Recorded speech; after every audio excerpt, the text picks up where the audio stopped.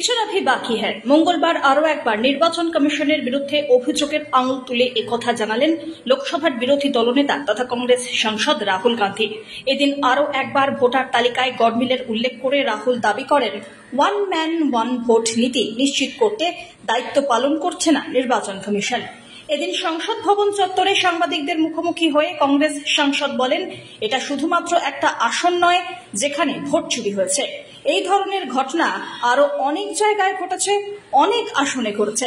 এই গড়মিল জাতীয় স্তরে পরিকল্পিতভাবে ঘটনা হয়েছে। নির্বাচন কমিশন পুরো বিষয়টাই জানে, আমরাও জানি। আমরা কংগ্রেস দেশের সংবিধান রক্ষা করতে বদ্ধপরিকর। এদিন রাহুল গান্ধীর পাশাপাশি কংগ্রেস সাংসদ প্রিয়াঙ্কা গান্ধী বড়োরা সাংবাদিকদের জানিয়েছেন, সারা দেশ জুড়ে এরকম অসংখ্য উদাহরণ রয়েছে যেখানে ভোটারদের ঠিকানা এবং তাদের আত্মীয়ের নাম সম্পূর্ণ ভুয়ো। Bureau report.